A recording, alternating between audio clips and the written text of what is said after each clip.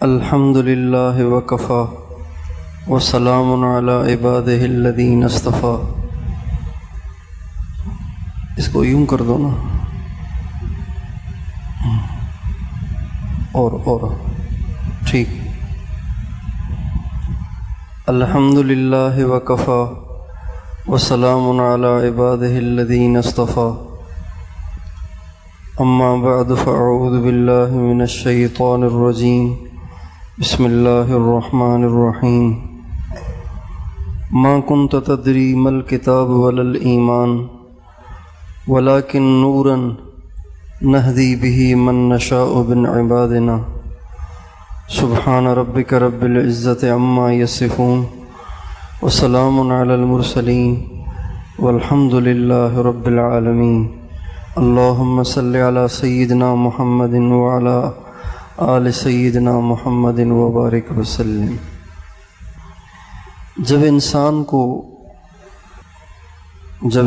کو اللہ کی عظمت محسوس ہو اور اللہ کو یاد کرے تو اس کے رونگٹے کھڑے ہو جائیں، اس کا دل کانپ جائے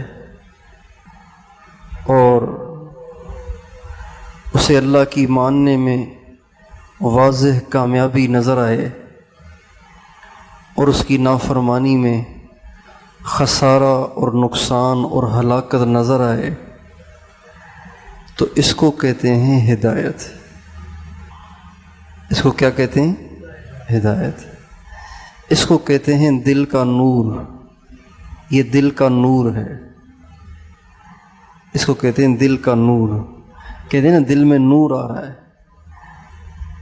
دل منور ہو گیا ہے، دل روشن ہو گیا ہے۔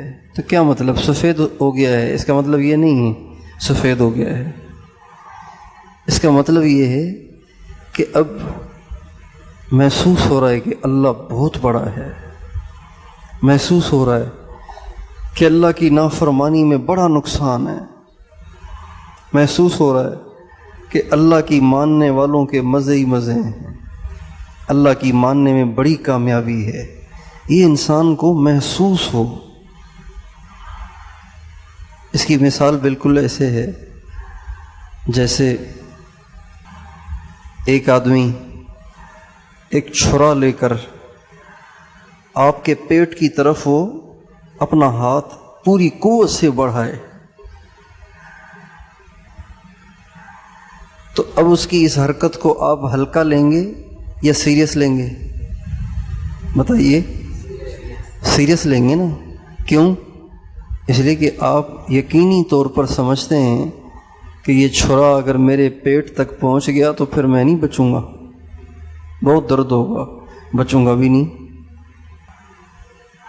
اگر کوئی ایک اینٹ اٹھا کے آپ کے سر کو نشانہ بنا کے زور سے پھینکے تو آپ نیچے بیٹھ جائیں گے، لیٹ جائیں گے، ہاتھ آگے کر دیں گے، کچھ تو کریں گے نا، اس لیے کہ آپ کو پتہ ہے کہ یہ اینٹ اگر میرے سر پہ پڑ گئی تو سر توڑ دے گی۔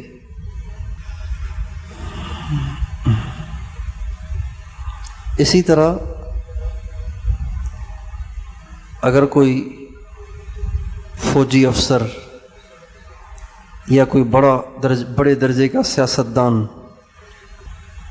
اگر وہ آپ کے پاس سے گزرے تو آپ محسوس کرتے ہیں اور آپ غیر اختیاری طور پر آپ کے انداز سے یہ ظاہر ہو جاتا ہے کہ آپ کے دل میں اس کی ہیبت اور اس کی عظمت ہے۔ اس نے آپ کو سلام کیا تو آپ یوں نہیں کہیں گے وعلیکم السلام، وعلیکم السلام، آپ یوں نہیں کہیں گے میں وعلیکم السلام۔ یہ انداز بتا رہا ہے کہ آپ متاثر ہیں۔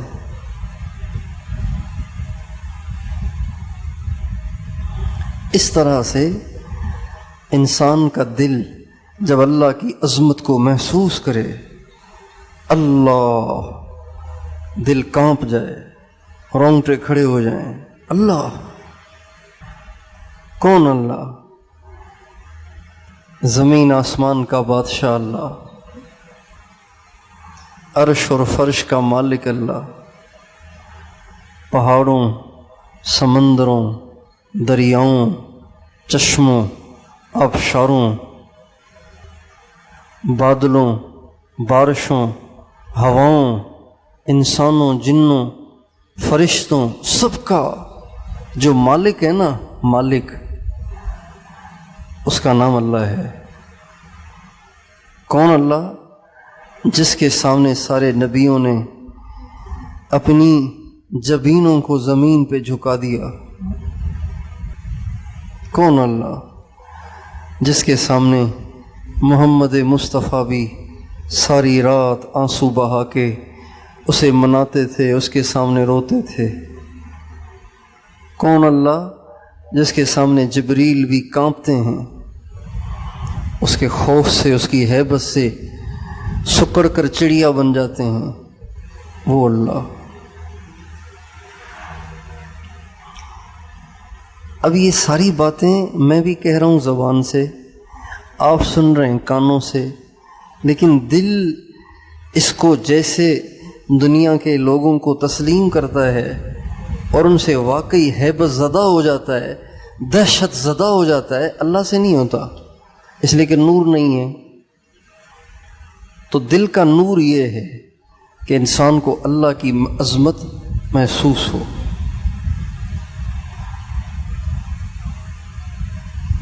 امام زین العابدین رحمۃ اللہ علیہ جب کبھی بھی وضو کرتے تھے تو ان کا رنگ پیلا ہو جاتا تھا اور وہ کانپنا شروع ہو جاتے تھے۔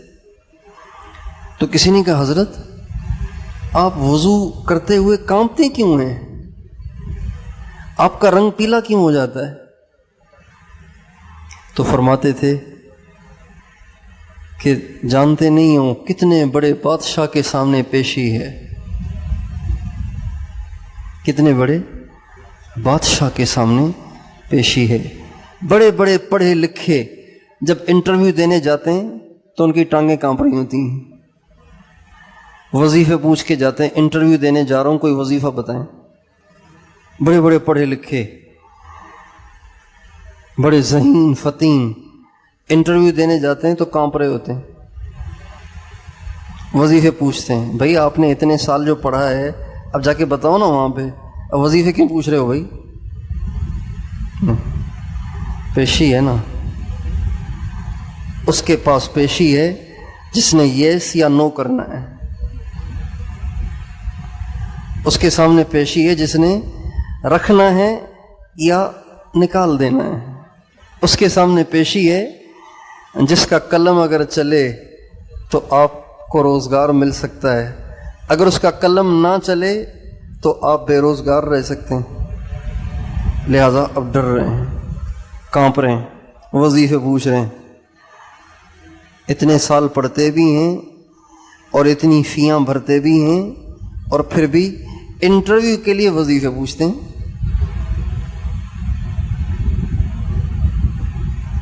اس لیے کہ پیشی ہے نا، اس کو کہتے ہیں نور۔ جب دل میں نور آتا ہے اللہ محسوس ہوتا ہے۔ اللہ کیا ہوتا ہے؟ محسوس ہوتا ہے۔ تو دل میں تو آتا ہے سمجھ میں نہیں آتا، میں جان گیا بس تیری پہچان یہی ہے۔ محسوس ہوتا ہے۔ اور گناہ میں ہلاکت محسوس ہوتی ہے، جیسے اس چھرے کے آپ کی طرف، آپ کے پیٹ کی طرف آنے سے آپ اپنی ہلاکت محسوس کرتے ہیں، بالکل اس طرح سے جیسے وہ اینٹ آپ کے سر کی طرف جو آ رہی ہے آپ محسوس کرتے ہیں کہ لگ گئی تو پڑ جائے گا، اس طرح وہ گناہ کو اپنے لیے ہلاکت یقین کرتا ہے۔ یہ نور ہے، یہ نور ہے۔ یہ نور پیدا کیسے ہوتا ہے؟ یہ نور کیسے پیدا ہوتا ہے؟ کہ انسان کو اللہ کی عظمت محسوس ہو اور انسان کو ہلاکت، برائی میں ہلاکت نظر آئے اور نیکی میں کامیابی نظر آئے۔ یہ نور کیسے آتا ہے؟ کہاں سے آتا ہے؟ کسی پیٹرول پمپ سے نہیں ملتا، دل کے اندر نور تو ویسے ہر مسلمان کے دل میں ہوتا ہے، جس نے بھی کلمہ پڑھا ہے اس کے دل میں نور ہوتا ہے، جس نے بھی کلمہ پڑھا ہے نا اس کے دل میں نور ہوتا ہے، لیکن نور گھٹتا بھی ہے بڑھتا بھی ہے۔ کم ہو جائے تو انسان اللہ سے بے پرواہ ہو جاتا ہے، اللہ سے بے پرواہ ہو جاتا ہے۔ کم ہو جائے تو گناہ کرنے میں مزہ آتا ہے، کم ہو جائے تو نیکی مصیبت بن جاتی ہے، کم ہو جائے تو، اور بڑھ جائے تو اللہ سے خوف آتا ہے، ڈر لگتا ہے۔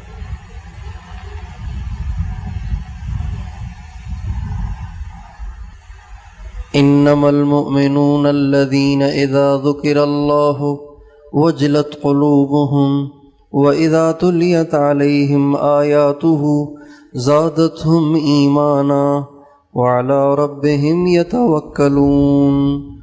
ایمان والے وہ ہیں جب ان کے سامنے اللہ کا نام لو تو وہ کپ کپا جاتے ہیں، لرز اٹھتے ہیں۔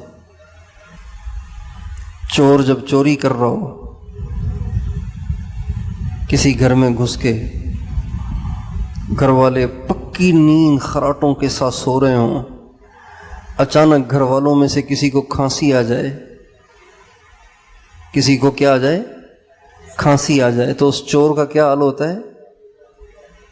وہ اسی اطمینان سے تجوری کھول کے پیسے نکال رہا ہوتا ہے، وہ ایک دم یوں ہو جاتا ہے، ایک دم کپ کپا جاتا ہے اور پیچھے مڑ کے دیکھتا ہے کسی نے دیکھ تو نہیں لیا، ایک دم محسوس ہوتا ہے کہ یہ کانپ گیا ہے، ڈر گیا ہے۔ تو اللہ فرماتے ہیں بالکل یہی حال ایمان والوں کا ہوتا ہے، جب ان کے سامنے اللہ کا نام لیا جائے تو وہ ایک دم اچھل پڑتے ہیں، کپ کپا جاتے ہیں، لرز اٹھتے ہیں۔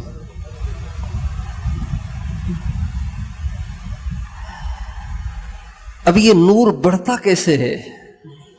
نور تو ہر مسلمان کے دل میں ہے، ہم سب کے دلوں میں اللہ کا شکر ہے وہ نور ہے، لیکن بہت کمزور ہے۔ یہ بڑھتا کیسے ہے؟ سب سے زیادہ جو نور بڑھتا ہے نا، سب سے زیادہ جو نور بڑھتا ہے وہ پتہ ہے کس سے بڑھتا ہے؟ آپ بتائیے کس سے بڑھتا ہے؟ اپنے اپنے اندازے بتائیں جی۔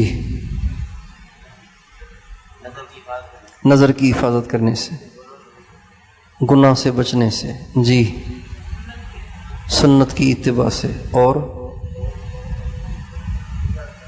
ذکر کرنے سے، ہیں، تقویٰ سے، جی جی، ہیں، ذکر سے،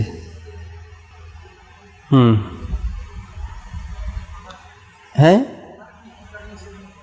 کیا کہہ رہے ہیں؟ ہر نیک کام کرنے سے نہیں، میں کہہ رہا ہوں سب سے زیادہ کس سے بڑھتا ہے نور؟ ہیں، کیا کہہ رہے ہیں؟ صحبت سے، تلاوت سے۔ جتنے آپ نے اسباب بتائے ہیں ان سب سے نور بڑھتا ہے، لیکن سب سے زیادہ نہیں، سب سے زیادہ ان سے نہیں بنتا، بڑھتا ہے، ان سب سے بڑھتا ہے اور بہت بڑھتا ہے، لیکن سب سے زیادہ نہیں۔ سب سے زیادہ جو نور بڑھتا ہے نا وہ اس وقت جب نفس گناہ کا شدید تقاضا کر رہا ہو اور آپ اس کی شدید مخالفت کر رہے ہوں، اور وہ آپ سے گناہ کا تقاضا کر کے تھک ہار کے آپ کو چھوڑ دے اور آپ اپنے دامن کو گناہ سے بچا لیں، تو اس سے سب سے زیادہ دل میں نور بڑھتا ہے۔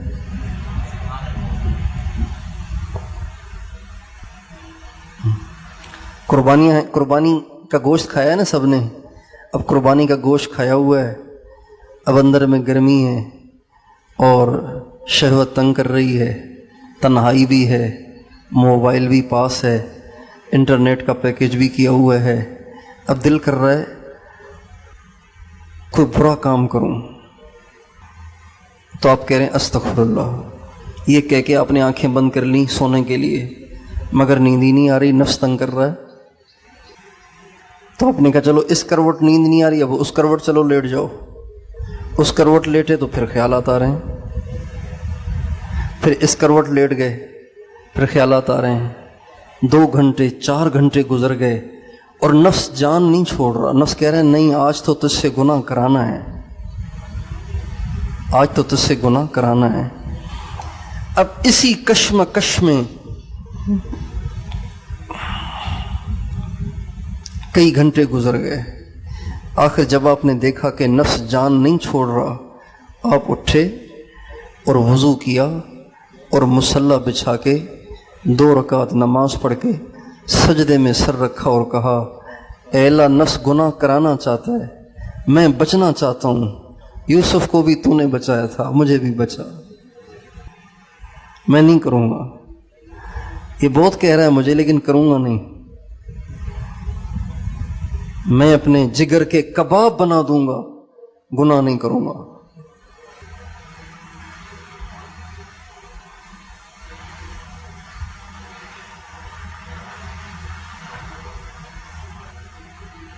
اس طرح آپ نے رات گزار دی اور گناہ نہیں کیا، تو اب اس رات کے گزرنے کے بعد جو آپ کا دن ہوگا نا، تو آپ خود دیکھیں گے کہ وہ دن کیا ہوگا۔ سب سے زیادہ نور نفس کے ناجائز تقاضوں کو کچلنے سے آتا ہے، سب سے زیادہ نور نفس کے ناجائز تقاضوں کو دبانے سے اور اس خبیث کو کچلنے سے اور اس کی نافرمانی میں جو ناگواری پیدا ہوتی ہے، اس ناگواری کو برداشت کرنے اور اس کی نہ ماننے سے جو اندر میں ایک کوفت ہوتی ہے، اس کوفت سے سب سے زیادہ دل میں نور پیدا ہوتا ہے۔ اللہ تعالیٰ فرماتے ہیں اما من خاف مقام ربه ونهى النفس عن الهوى فإن الجنة هي المأوى، جو اس بات سے ڈر کر کہ مجھے اللہ کے سامنے کھڑا ہونا ہے، اس بات سے ڈر کر اپنے نفس کی خواہش کو پامال کر ڈالے، کچل ڈالے، اپنے آپ کو اس سے بچا لے، اپنے دامن کو اس سے بچا لے، اللہ کہتے ہیں فَإِنَّ کا مطلب ہے آگے جو بات کہنے لگا ہوں اس میں شک نہ کرنا، ان حرف تحقیق ہے، اس کا مطلب ہے جو کہنے لگا ہوں اس میں شک نہ کرنا۔ پھر آگے الجنت کے بعد کہنا چاہیے فَإِنَّ الْجَنَّةَ مَأْوَاهُ، اس کا ٹھکانہ ہے، لیکن مأواہ کی بجائے کہا المأوا۔ اس میں بھی مزید اس خبر کی مضبوطی ہو گئی، اور پھر الجنت اور المأوا ان کے بیچ میں اگر ہی نہ لایا جاتا تو بھی معنی ادا ہو جاتا، لیکن اللہ تعالیٰ نے لفظ ہی کو بڑھا کر اس بات کو ایسا یقینی کر دیا کہ جیسے اللہ قسم کھا کے کہہ رہے ہیں میرے بندے تو میرے سامنے کھڑے ہونے سے ڈر کر اپنی خواہش کو روک تو صحیح، میں قسم کھا کے کہتا ہوں میں جنت میں تیری مہمانی کروں گا۔ کتنی بڑی آفر ہے، خواہش کو چلنے پہ کتنی بڑی آفر ہے نا؟ اما من خاف مقام ربه ونهى النفس عن الهوى فإن الجنة هي المأوى، پکی بات ہے جنت اس کے لیے طے ہو گئی۔ يسألونك عن الساعة أيان مرساها فيما أنت من ذكراها إلى ربك منتهاها، یہ تجھ سے پوچھتے ہیں قیامت کب آئے گی؟ قیامت قیامت قیامت قیامت کی تسبیح پڑھتے رہتے ہو، قیامت آئے گی کب؟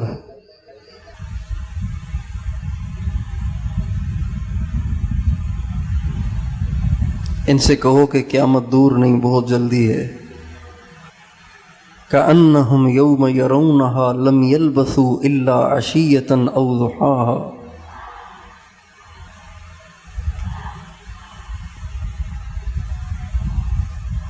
जिस दिन क़यामत आएगी ना तो तुम्हें दुनिया, सारी ज़िंदगी दुनिया की ऐसे लगेगी जैसे एक सुबह या एक शाम। तो सबसे ज़्यादा इंसान जो अल्लाह के करीब होता है ना वो इससे, सबसे ज़्यादा जो नूर बढ़ता है ना दिल में इससे। चुनांचे हमारे नबी का इरशाद है कि अन-नज़रतु सहमुन मस्मूमुन मिन सिहाम इब्लीस। ये जो नाजायज़ नज़र है ना, नाजायज़ नज़र, आप अलैहिस्सलाम का इरशाद है ये शैतान के जहरीले तीरों में से एक तीर है। क्या मतलब इसका? आजकल चूँकि तीर इस्तेमाल नहीं होते ना तो आम तौर से इसको लोग समझते नहीं हैं। पहले ज़माने में लोग अपने दुश्मन को यकीनी तौर पर कत्ल करने के लिए अपने तीर पे जहर लगाते थे, अपनी तलवार पे जहर लगाते थे। हज़रत अली पे जो अब्दुर्रहमान बिन मुलजिम ने तलवार का वार किया था तो हज़रत अली के बिल्कुल सर पे लगा, दरमियान में, तो सर दो हिस्से हो गया, तलवार अंदर तक चली गई थी। लेकिन अभी होश हवास थे। जब उनको उठा के ले जाया गया, ये गिरफ्तार हो गया, इसको पकड़ के लाया गया, तो हज़रत उम्मे कुलसूम जो हज़रत उमर की अहलिया हैं, हज़रत अम्मा फातिमा की बेटी हैं, उन्होंने कहा अल्लाह करे मेरे बाप को कुछ न हो। तो अब्दुर्रहमान कहने लगा अब नहीं तेरी ये दुआ कबूल होने वाली, अगर अब भी तेरी ये दुआ कबूल हो गई तो नाश हो मेरी इस तलवार का, जिसे इतने दिनों से मैं जहर में डुबोता हूँ, इतने दिनों से मैंने इसको जहर लगाया हुआ है, अब भी तेरा बाप न जाए तो फिर तो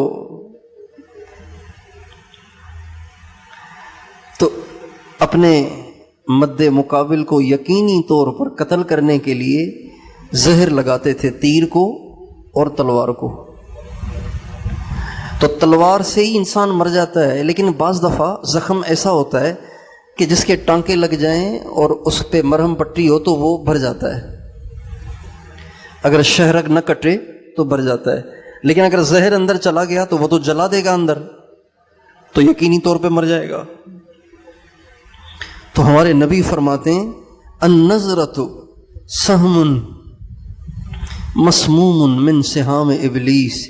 ये जो तुम नज़र उठा के किसी खूबसूरत चेहरे को देखते हो ना, किसी नाजायज़ चीज़ को देखते हो, तो ये ऐसे है जैसे शैतान ने अपने तीर को जहर में डुबो के तुम पे वार कर दिया।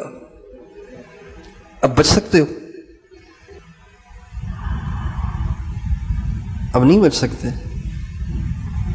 गया ईमान, अब ईमान गया। जो लोग नंगी फिल्में देखते हैं, नंगी तस्वीरें देखते हैं, औरतों से यारियां लगाते हैं, औरतें मर्दों से गप्पें लगाती हैं और पता नहीं क्या क्या होता है, तो ये लोग समझते हैं कि हम तौबा कर लेंगे, ईमान के साथ जाएंगे। ये उनकी खुशफहमी है, ऐसे नहीं होगा।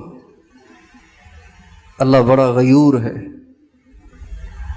ऐसे लोगों से अल्लाह ईमान छीन लेता है। ऐसे लोगों से अल्लाह क्या करता है? ईमान छीन लेता है। बेगैरती अल्लाह को गवारा नहीं है, बेगैरती अल्लाह को हमारे नबी का इरशाद है अतअजबून लिगैरत सअदिन अना अगीर मिन्हु वल्लाहु अगीर मिन्नी। क्या तुम साद बिन मुआज की गैरत पे ताज्जुब कर रहे हो? मैं साद से ज़्यादा गैरतमंद हूँ और अल्लाह मुझसे भी ज़्यादा गैरतमंद है। अल्लाह बहुत गैरतमंद है। लिहाजा बेहया कौमों को अल्लाह ताला मोहलत नहीं देता, उनको ज़रूर पकड़ता है।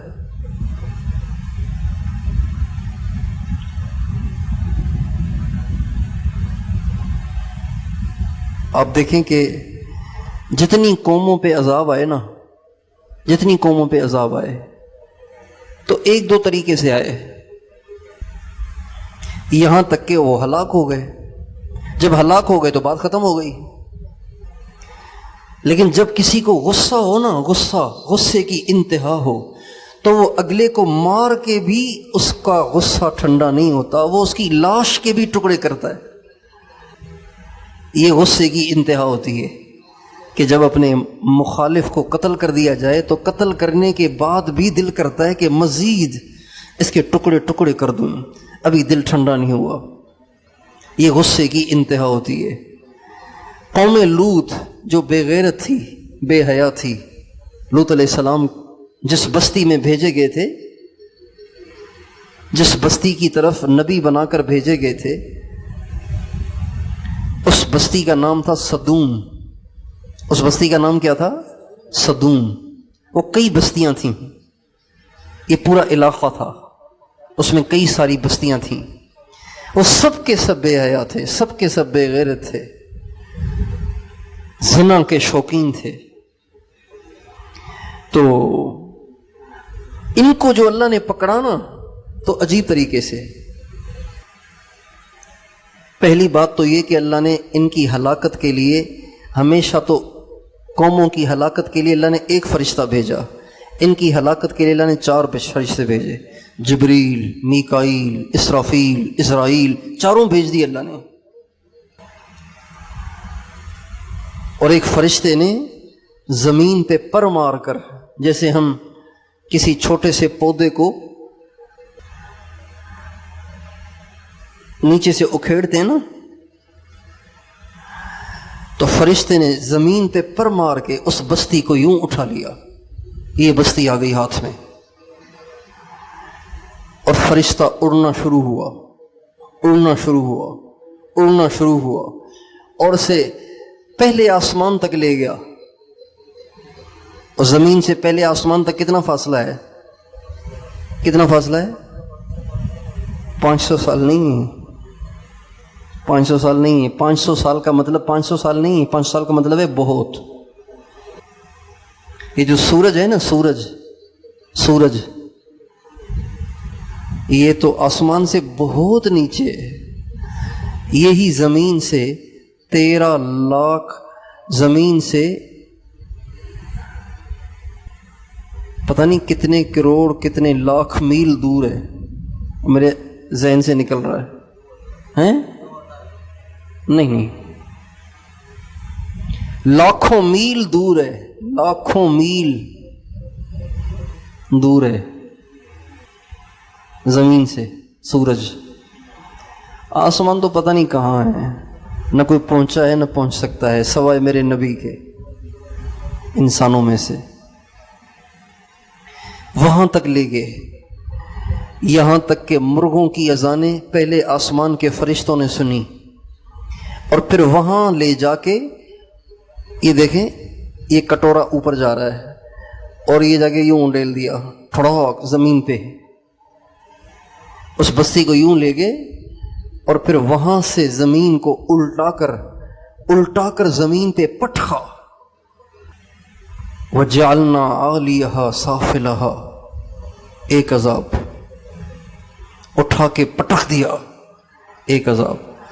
وَأَمْطَرْنَا عَلَيْهِمْ حِجَارَةً مِّن سِجِّيلٍ. اب وہ تو مر گئے نا، جب پٹخا تو کیا بچے گا؟ جہاز سے گرا ہوا ہی نہیں بچتا تو آسمان سے گرا ہوا کیسے بچے گا؟ تو ختم ہو گئے.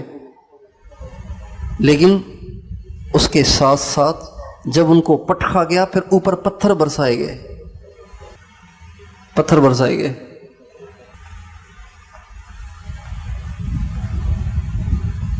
ذلیل طریقے سے ان کو ہلاک کیا گیا، اس لیے کہ وہ بے حیا تھے، بے شرم تھے. اللہ کو اتنا غصہ آتا ہے ان چیزوں پہ. آج یہ گناہ اتنا عام ہو گیا ہے کہ دیندار بھی اس میں مبتلا ہیں، مدرسے کے طلباء بھی اس میں مبتلا ہیں. اللہ تعالیٰ فرماتے ہیں ان اللہ یأمر بالعدل والإحسان وإیتاء ذی القربى وینہی عن الفحشاء والمنکر والبغی یعظکم لعلکم تذکرون، اللہ تمہیں 3 باتوں کا حکم دیتا ہے، 3 باتوں سے منع کرتا ہے۔ جن باتوں سے منع کرتا ہے ان میں پہلی بات بے حیائی سے بچو، پہلی بات بے حیائی سے بچو۔ پھر فرمایا یہ تمہیں سمجھا رہا ہوں میں تاکہ تم سمجھو۔ یہ لہجہ کیا بتا رہا ہے کہ اللہ غصے میں ہے۔ دیکھو میں آپ کو بتا رہا ہوں، یعظکم، دیکھو میں آپ کو بتا رہا ہوں، کیا مطلب؟ اب بھی نہ سمجھے تو کوئی ایکشن لیا جائے گا، یہی مطلب ہے نا؟ یعظکم لعلکم تذکرون، میں تمہیں بتا رہا ہوں ٹھیک ہو جاؤ، چھوڑ دو بدماشیاں۔ یہ تو ضمناً بات آ گئی۔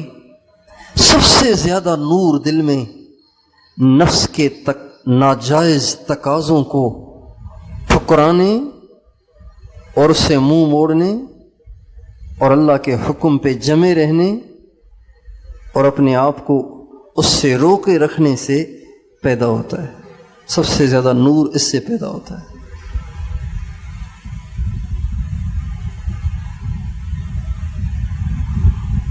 اگر کوئی انسان اگر کوئی انسان اس درجے کی قربانی کرنے لگ جائے نا تو اس کو پھر صاحب نسبت بننے میں لمبے چوڑے مراقبے نہیں کرنے پڑتے۔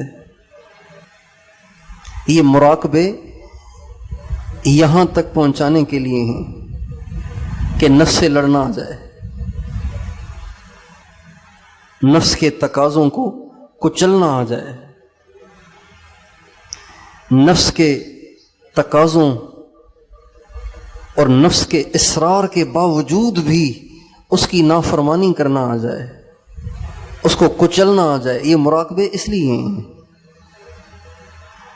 اگر کوئی ہمت کر کے یہ قدم اٹھا لینا، نفس کی مخالفت کا قدم اٹھا لے اور نفس کے اصرار کے باوجود بھی اپنے آپ کو برائی سے بچا لے تو پھر اس کو لمبے مراقبے اور اس کو بہت بڑے بڑے مجاہدے کرنے کی ضرورت نہیں ہے۔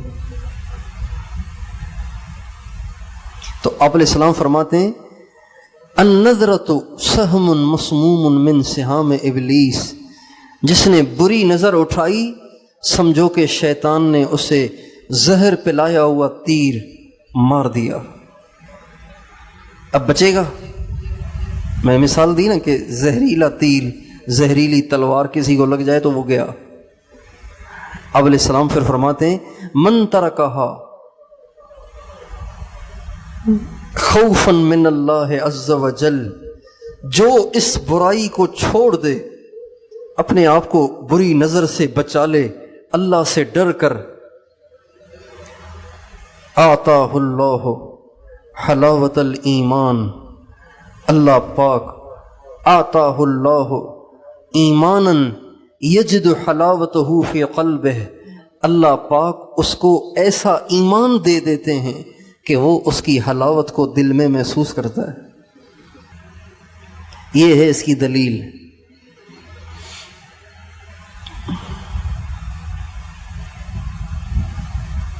تو اس لیے آپ سارے یہ نیت کریں کہ نور کو بڑھائیں گے، اپنے دلوں میں نور کو، اور بڑھے گا کیسے؟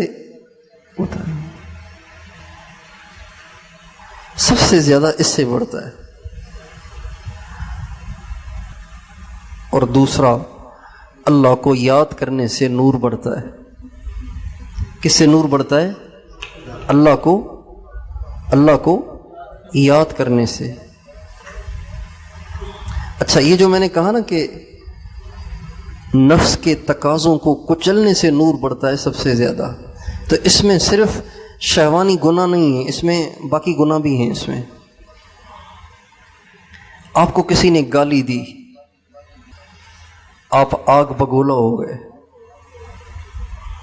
اب نفس کہہ رہا ہے کہ فی الحال 2 منٹ کے لیے پگڑی اتار کے ایک طرف رکھو، مزہ تو چکھاؤ نا اس کو، تاکہ پھر آئندہ تو ایسے نہ کرے نا۔ بعض اوقات شیطان یہ چکر دیتا ہے، اگر ابھی نہیں کریں گے نا پھر اوروں کے ساتھ بھی کرے گا، بڑی فکر ہے اوروں کی۔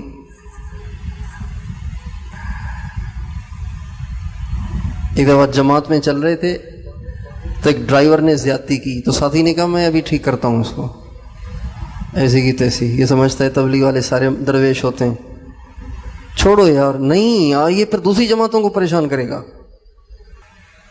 تو آپ کو کس نے ٹھیکہ دیا ہے دوسری جماعتوں کے لیے اس کو سدھارنے کا؟ بھائی آپ کی طرف اس وقت کیا حکم متوجہ ہے وہ دیکھو، غصہ نکالنے کا حکم ہے یا پینے کا حکم ہے؟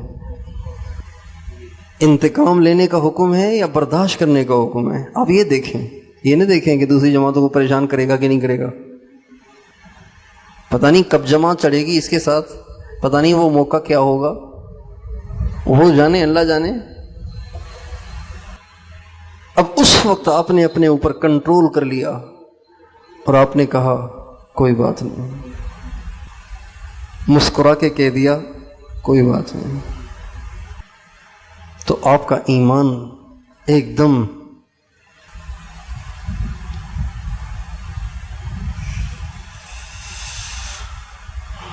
الذين ينفقون في السراء والضراء والكاظمين الغيظ والعافين عن الناس، اور غصے کو پینے والے، زیادتی کرنے والوں کو معاف کرنے والے اللہ کو بہت اچھے لگتے ہیں۔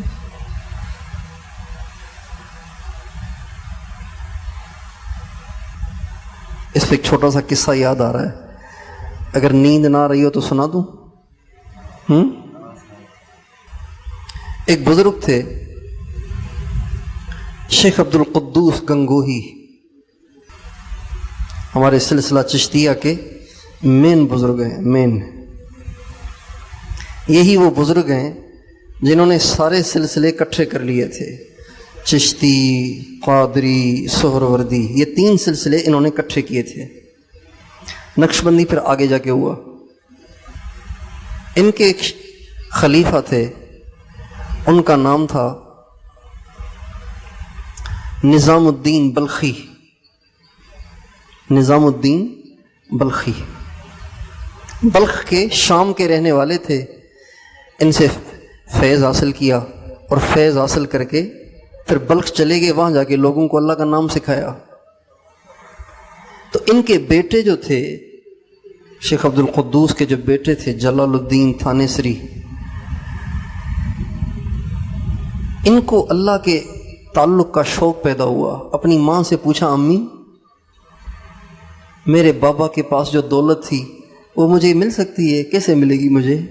کہ بیٹا تیرے بابا والی دولت تو اس وقت بلخ میں ہے، لینی ہے تو چلا جا وہاں۔ یہ بلخ پہنچے، شام۔ شیخ نظام الدین بلخی کو معلوم ہوا تو مریدوں کو لے کے باہر استقبال کے لیے آئے کہ شیخ کا بیٹا آ رہا ہے، صاحبزادہ آ رہے ہیں۔ چلے گئے، واہ واہ ماشاءاللہ، آئیے تشریف لائیے حضرت، اور آ کے اپنے ساتھ بٹھایا، اپنی والی جگہ پہ بٹھایا، بڑی عزت اور اکرام کے ساتھ علیک سلیک بات چیت ہوئی۔ جب سارے حال احوال ہو گئے تو پوچھا، حضرت کیسے آنا ہوا؟ تو کہا وہ جو دولت آپ بابا سے لے کے آئے تھے نا، اس کو لینے آیا ہوں۔ جو ہی یوں کہا نا تو شیخ نظام الدین کا چہرہ ایک دم سنجیدہ ہو گیا کہ اچھا ٹھیک، اٹھیں یہاں سے، اٹھیں یہاں سے، چلیں وہاں گھوڑوں کے استبل میں چل کے کام کریں۔ کہاں کام کریں؟ گھوڑوں کے استبل میں، گھوڑوں کی لید اٹھائیں، گھوڑوں کے پیشاب کو صاف کریں، گھوڑوں کو نہلائیں دھلائیں، یہ آپ کا کام ہے، آپ کا نہیں تمہارا، اس لہجے سے کہا۔ اٹھے یہاں سے چلیں. آئے تھے تو گدی پہ بٹھایا اور نور نسبت کو لینے کی خواہش ظاہر کی تو اٹھا کے استبل میں بھیج دیا. چلے گئے. ایک عرصے تک پوچھا ہی نہیں کہ کھایا بھی ہے کچھ کہ نہیں, پیا بھی ہے کہ کچھ نہیں. بیچارے لید اٹھا اٹھا کے, پیشاب صاف کر کر کے, فاقے اٹھا اٹھا کے سوکھے کانٹا ہو گئے. نہ کھانا مل رہا ہے, نہ پانی مل رہا ہے, نہ کچھ مل رہا ہے, نہ کوئی پوچھتا بھی ہے. ایک عرصہ گزر گیا. ایک دن خیال آیا پتہ نہیں صاحبزادگی ختم ہوئی کہ نہیں ہوئی. چنانچہ اپنی ایک نوکرانی سے کہا کہ ایسے کرو, تم لید کا ٹوکرا اس کے قریب لے جا کے, جب اس کے قریب پہنچو تو جان بوجھ کے ٹھوکر کھا کے گر جانا, ٹوکرا اس کے اوپر گرا دینا. نوکرانی نے ایسے ہی کیا.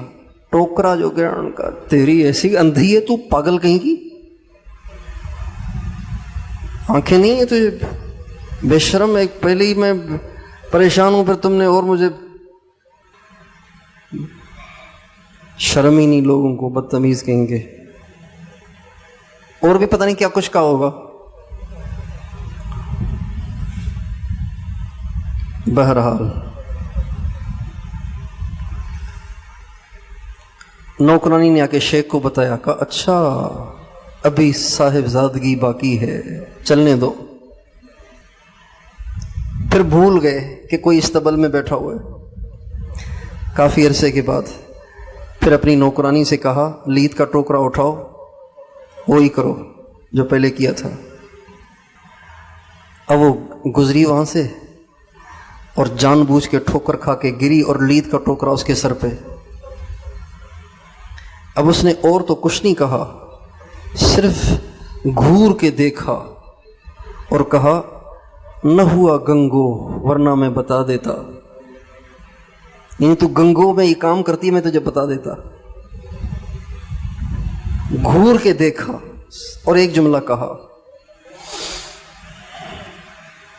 نہ ہوا گنگو, چونکہ گنگو تو بابا کی گدی ہے. بہرحال فرمایا چلنے دو, ابھی برتن بھٹی میں پورا پکا نہیں ہے, ابھی کچا ہے.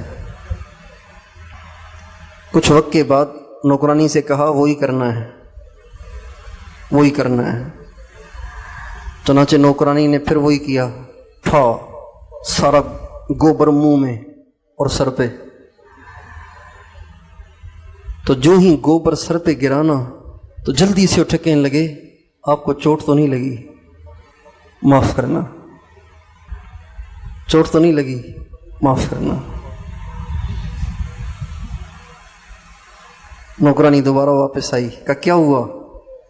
کہ یوں کہا, کہ تیار ہے, پھل پک چکا ہے. پھل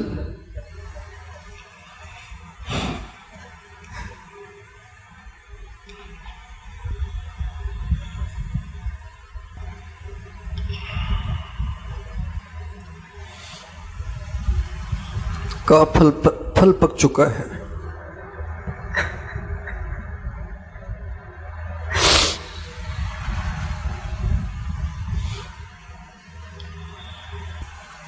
پھر اپنے نوکروں سے کہا کہ آج ہمیں شکار پہ جانا ہے, آج ہمیں شکار پہ جانا ہے.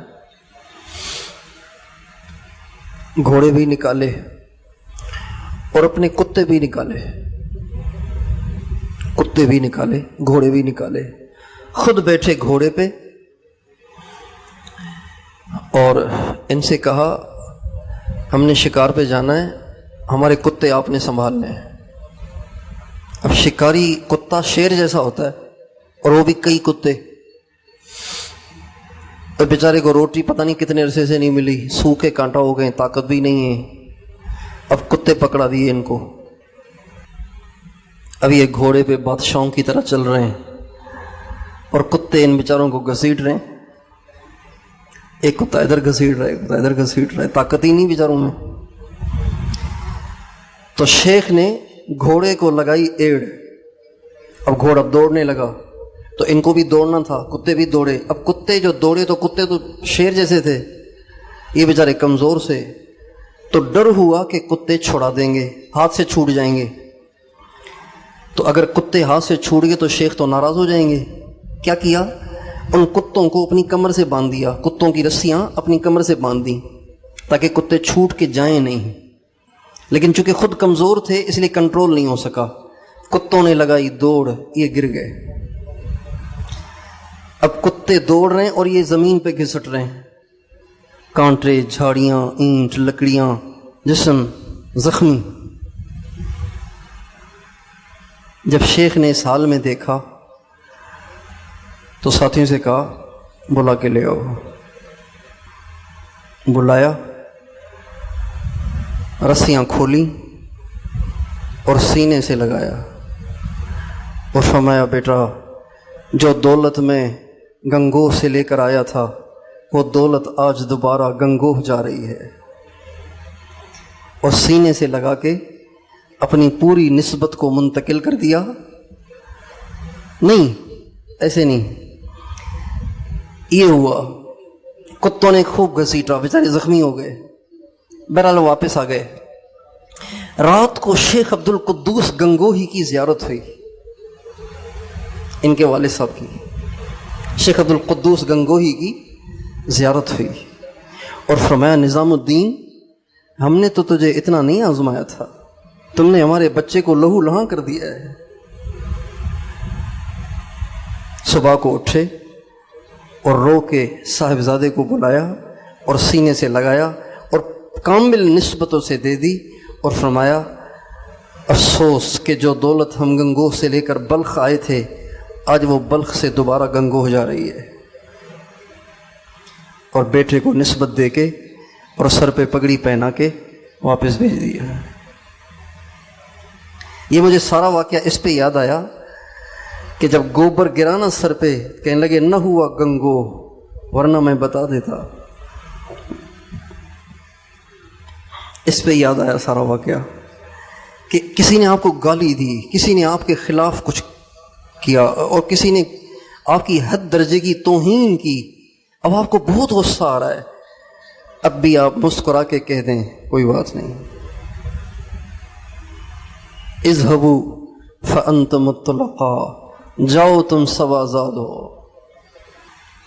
اس موقع پر یہ کرنے سے سب سے زیادہ آپ کو نور ملے گا دل کا، سب سے زیادہ،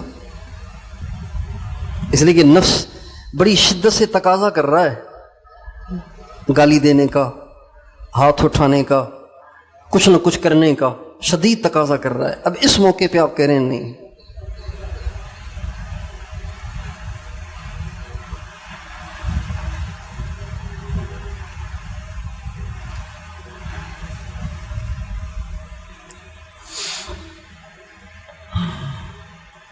امام ابو حنیفہ رحمۃ اللہ علیہ کے پاس ایک شخص آیا، امام صاحب ساری رات نہیں سوتے تھے، سنا ہے نا آپ نے، 40 برس تک عشاء کے وضو سے فجر کی نماز پڑھی۔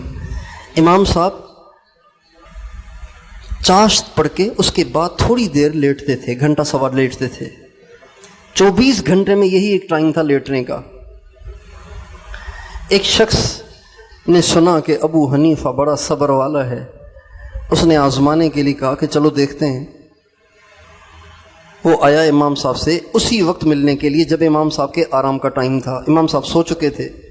وہ آیا، اسے دھما دھم دروازہ بجایا۔ بعض لوگوں کی بڑی گندی عادت ہوتی ہے، ایسے جیسے دروازہ توڑ رہے ہیں۔ دروازہ بجانا چاہیے اتنا کہ اگلے تک آواز پہنچے کہ کوئی باہر کھڑا ہے، بس۔ بعض لوگوں کی اتنی گندی عادت ہوتی ہے، کال کرتے رہتے ہیں 15 20 کالیں کرتے رہتے، تھکتے ہی نہیں کال کر کے۔ ناجائز ہے یہ، ٹھیک نہیں ہے۔ آپ کو کوئی ایمرجنسی ہے تو 3 دفعہ کال کریں، حدیث میں آتا ہے 3 دفعہ دروازہ کھٹکھٹاؤ، جواب نہ ملے تو سمجھ جاؤ کہ اب جواب نہیں ملے گا، کوئی مجبوری ہے۔ 3 دفعہ کال کرنی چاہیے. نہیں اٹھا رہا تو کوئی مسئلہ ہوگا. مولوی طارق امیر صاحب بتا رہے تھے کہ میں ایک دفعہ تہجد پڑھ رہا تھا تو موبائل پہ کالیں آنا شروع ہوئیں. آ رہی ہیں میں تہجد پڑھ رہا ہوں، آ رہی ہیں.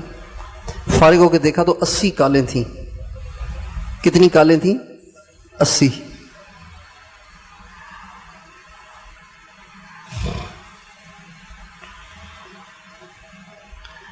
تو دروازہ توڑنا شروع کر دیا اس نے. امام صاحب باہر نکلے. جی فرمائیے. کہا جی ایک مسئلہ پوچھنا ہے، بہت ایمرجنسی ہے، اس لیے آپ کی میں نے نیند خراب کی. فرمایا بتائیے کیا مسئلہ ہے. تو سوچ کے کہنے لگا اوہ مسئلہ تو میں بھول گیا. مسئلہ تو میں اتنا اہم تھا کہ بھول گیا. اہم مسئلہ بھولتا ہے کیا. بہرحال واپس چلا گیا. امام صاحب نے کہا ٹھیک ہے یاد آ جائے تو آ جانا. امام صاحب بیچارے آ کے لیٹے، ابھی آنکھ لگی ہی تھی کہ دھما دھم دوبارہ دروازہ توڑنا شروع کر دیا. امام صاحب دوبارہ واپس تشریف لائے. جی کہا جی بس وہ مسئلہ یاد آ گیا تھا. کہاں بتائیے. کہا اوہ میں تو بھول گیا. ابھی یہ بھی حرکتیں کر رہا ہے اور امام صاحب کا چہرہ بھی پڑ رہا ہے. تیور ہیں کہ نہیں، ماتھے پہ بل ہیں کہ نہیں. ابو حنیفہ کا صبر چیک کر رہا ہے. امام صاحب نے بشاشت سے کہا ٹھیک ہے چلیں یاد آ جائے تو آ جائیے گا. امام صاحب آئے، آ کے دوبارہ لیٹ گئے. جو آدمی 24 گھنٹے میں 1 گھنٹہ لیٹتا ہو، جب اس کو اٹھایا جائے تو اس کا دماغ تو شارٹ ہو جائے گا نا. ہو جائے گا کہ نہیں. تیسری دفعہ ٹھا امام صاحب جی کہیں وہ مسئلہ یاد آ گیا تھا. اب تیسری دفعہ بھی اس نے کہہ دیا بھول گیا، یا اس نے مسئلہ بتا دیا اب مجھے یاد نہیں ہے. چوتھی دفعہ بتایا یا تیسری دفعہ بتایا واللہ عالم، مجھے ذہن میں نہیں آ رہا. بہرحال تیسری دفعہ یا چوتھی دفعہ اس نے کہا جی وہ مسئلہ یاد آ گیا. کہاں بتائیے. کہ کتے کا جو پاخانہ ہوتا ہے وہ میٹھا ہوتا ہے کڑوا ہوتا ہے. بڑا اہم مسئلہ ہے اور ایمرجنسی ہے. شاید دوپہر کے کھانے میں کھانا تھا اس نے یا کیا، ایمرجنسی ہے.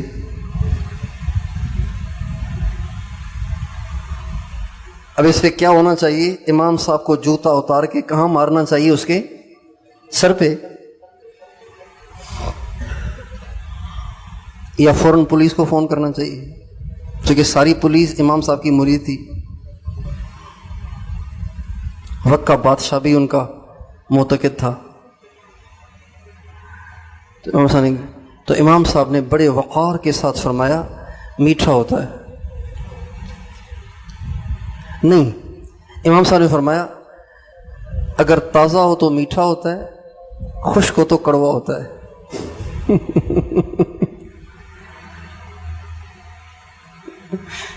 تازہ ہو تو میٹھا ہوتا ہے، خشک ہو تو کڑوا ہوتا ہے. اس نے کہا جی دلیل دیں، آپ نے کھایا ہے کیا؟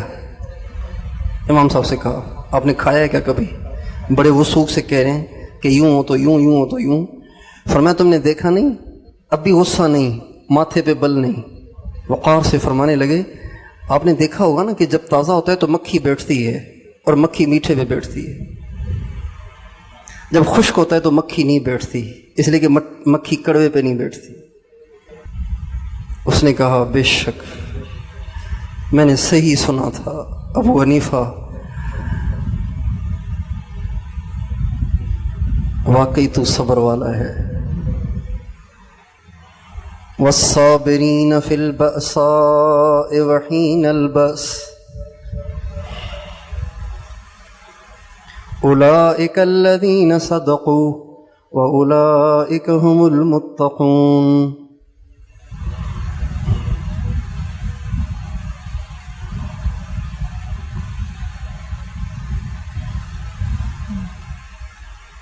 پتہ نہیں وہ کیا لوگ تھے، کس چیز کے تھے بنے ہوئے، سمجھ سے باہر ہے. لیکن جب آدمی صحیح معنی میں سلوک سے گزر جائے نا تو ایسا ہو جاتا ہے. صحیح معنی میں ایسا ہو جاتا ہے. یہ تو بہت دور تھے نا، امام صاحب تو صحابہ کے بعد کے ہیں. تابعی ہیں، صحابہ کو دیکھا ہے۔ شیخ الاسلام قطب العالم مولانا سید حسین احمد صاحب مدنی نور اللہ مرقدہ، وہ تو ابھی کے ہیں، 1957 میں 57 میں ان کا انتقال ہوا ہے۔ میرے استاد ان کے شاگرد تھے، براہ راست ان کے شاگرد تھے۔ حضرت مولانا جمشید صاحب ان کے شاگرد تھے، حضرت مولانا سلیم اللہ خان صاحب ان کے شاگرد تھے، حضرت مولانا سرفراز خان صفدر صاحب ان کے شاگرد تھے، تو دور کے نہیں۔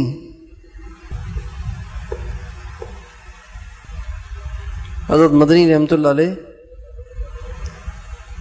بخاری شریف کا سبق پڑھا رہے ہیں اور کسی نے پرچی بھیج دی، پرچی میں لکھا کہ آپ کے ماں باپ کے آپس میں ناجائز تعلقات تھے، اسی کی آپ پیداوار ہیں۔ انتہا ہو گئی نا، یہ تو اس سے بھی انتہا ہو گئی، امام صاحب والی بات سے بھی انتہا ہو گئی۔ حضرت نے پرچی پڑھی تو چہرے پہ غصہ بھی نہیں، تو سب نے سمجھا کوئی سوال گیا ہوگا حضرت کے پاس، تو انہوں نے فرمایا یہ پرچی آئی ہے، بڑے اطمینان سے، یہ پرچی آئی ہے، کسی نے کہا ہے کہ آپ کے ماں باپ کے ناجائز تعلقات تھے اور آپ اسی کی پیداوار ہیں۔ جو ہی پرچی پڑھی تو ایک آگ لگ گئی سارے مجمع میں، تو فرمایا غصے کوئی نہ ہو، ایک اشکال ہے، اس کا جواب دینا ضروری ہے۔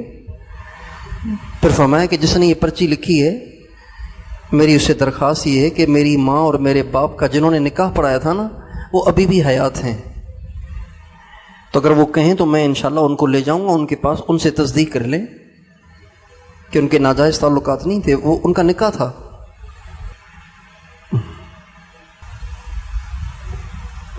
سب سے زیادہ دل میں نور اس وقت پیدا ہوتا ہے جب نفس تڑپ رہا ہو اور آپ انکار کر رہے ہوں، نفس مچل رہا ہو اور آپ انکار کر رہے ہوں، نفس گناہ پہ اصرار کر رہا ہو اور آپ کہہ رہے ہو نہیں، اللہ سے ڈرتا ہوں، اللہ دیکھ رہا ہے، اللہ کو یہ بات پسند نہیں ہے۔ سب سے زیادہ دل میں نور اس سے پیدا ہوتا ہے۔ تو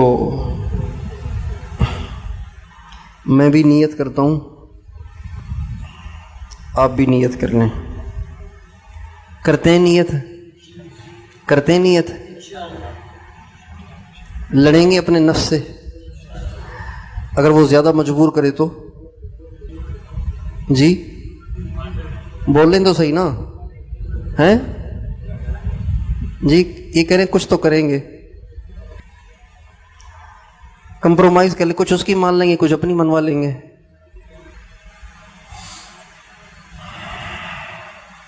ہنسیں نہیں روئیں۔ حدیث قدسی میں اللہ تعالیٰ فرماتے ہیں میرے بندے اپنے نفس سے دشمنی کر، میرے بندے اپنے نفس سے دشمنی کر، تجھے پتا تو ہے کہ وہ میرا دشمن ہے، تجھے پتا تو ہے کہ وہ میرا دشمن ہے، پھر بھی تو اس سے یاری لگاتا ہے۔ یہ حدیث قدسی ہے، میرے بندے نفس سے دشمنی کر، تجھے پتا تو ہے کہ وہ میری دشمنی پہ تلا ہوا ہے۔ سب سے زیادہ اس سے نور پیدا ہوتا ہے، سب سے زیادہ۔ آپ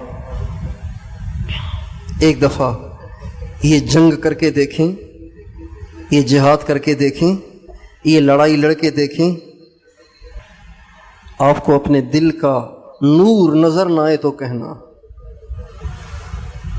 آخر میں ایک شعر سن لیں جو ہمارے حضرت مولانا جمشید صاحب سے ہم نے بہت سنا۔ لب بندو چشم بندو گوش بند، لب بندو چشم بندو گوش بند۔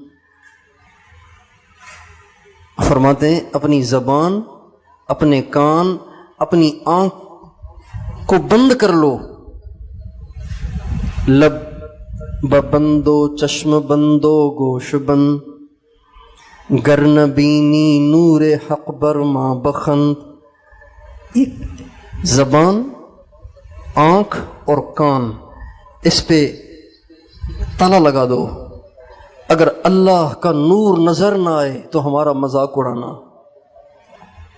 اگر اللہ کا نور نظر نہ آئے تو ہمارا مذاق اڑانا. وآخر دعوانا ان الحمد للہ رب العالمین.